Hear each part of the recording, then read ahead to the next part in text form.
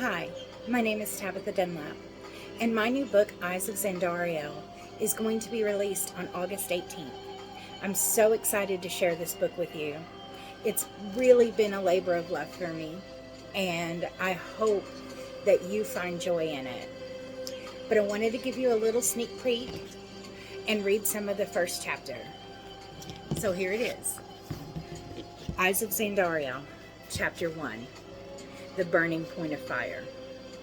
It could have been a more beautiful morning in the countryside right outside the small yet charming hamlet of Khaleesi. The sun had barely broken away from the darkness. Fresh dew had come to settle on the lush, expansive valley that usually welcomed weary travelers to the comfort and reprieve the village provided. Not this morning. This morning, thick black smoke strangled the sky. Khaleesi was consumed in angry flames, the crackling and raging ensuring no life lay beyond the already charred gates. Whatever had happened here, it was surely a great tragedy, as the very air carried the heaviness of loss. It was a feeling that crept into you, overtook you.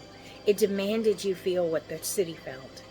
A tall blond gentleman who had just begun his approach beheld the heartbreaking pain, destruction, and power. Where am I? Why am I here? He wondered to himself.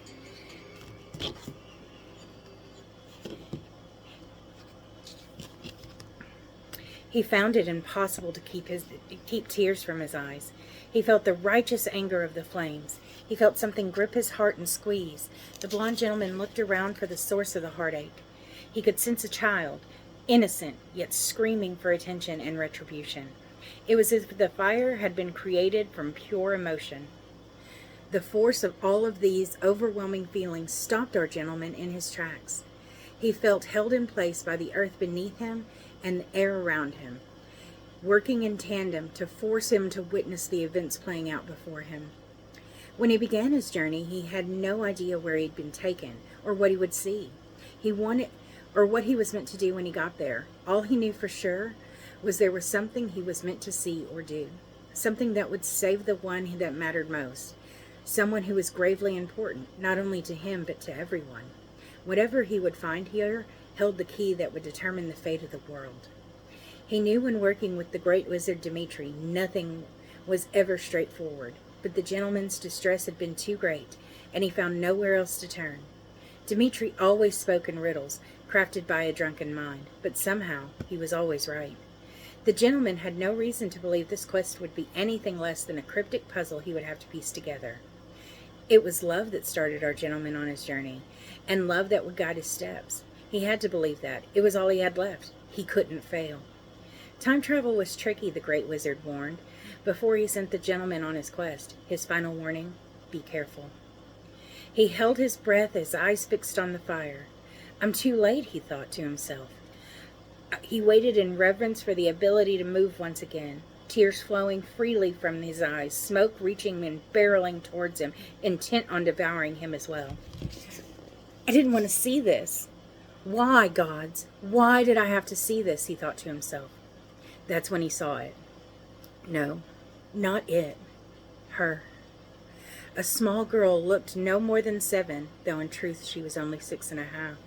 She was walking straight out of the smoke as if she had been born by this deadly scene. No, the man thought to himself, it can't be.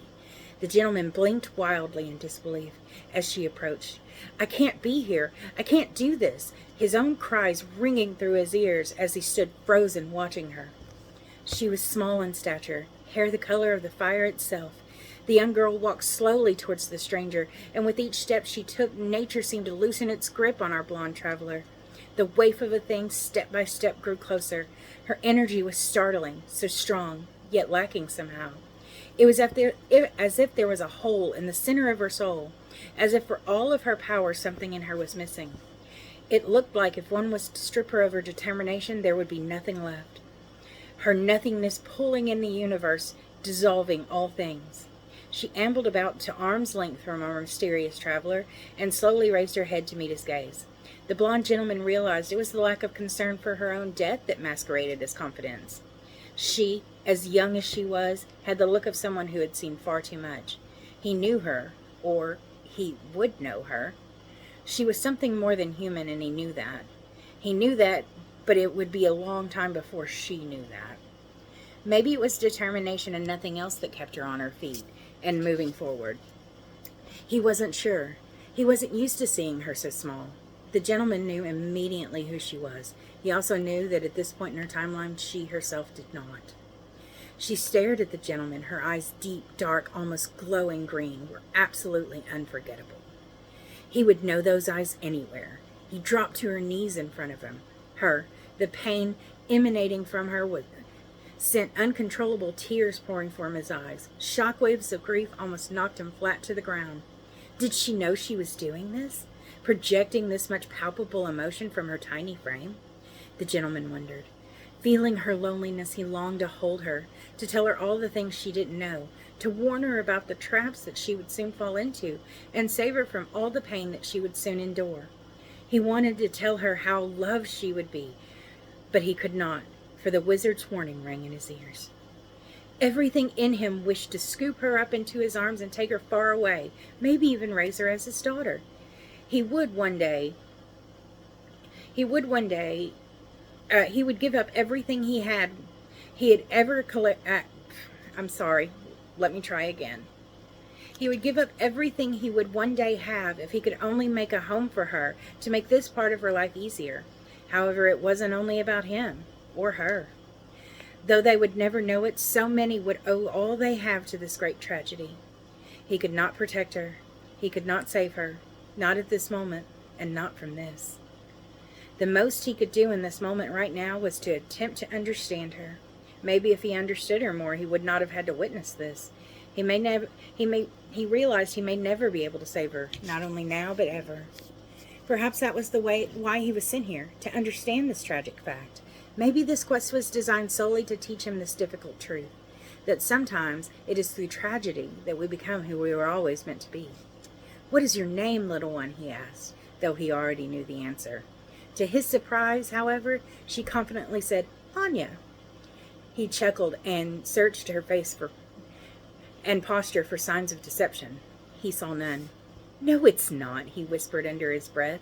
He wondered where she could have possibly come up with such a foolish notion. His brain staggered a bit. She doesn't even know her name, he thought to himself. He had to do something, anything, to help her in this moment. But what could he do? Despite his low tones, she had heard him anyway. Confusion painted on her face. "You must be hungry," the gentleman recovered as he pulled fresh fruit from his bag. The young girl took it from his hand, sniffed it, and inspected it carefully. The fruit was oval, shaped, mostly green, with orange fading into yellow in the center. Its smell was sweet, like sunshine and sugar. It was obvious she'd never seen fruit before. As she delighted in her new discovery, the traveler couldn't help but laugh. She, or at least the she that she would become, was the entire reason he carried fruit with him at all. It had never occurred to him that there would be an original moment in her life where she had fallen in love with it. The gentleman rejoiced in this moment of pure innocence. He enjoyed seeing her like this. He told himself to take this in, all of it. Remember this. This was beautiful. Her smile, the way her eyes lit up with the first bite, this moment was his and only his. The sight of her he had never seen and would never see again. This moment he wouldn't have to share with anyone else. It was only for him, only for her. It was sweet, simple innocence that couldn't be taken. He realized how much he missed pure joy dancing on her face. It had been so long since he had seen it, and never as pure of a joy as this. It was absolutely breathtaking. His heart broke knowing the feeling for her would not last. He alone knew how few moments of joy she would have.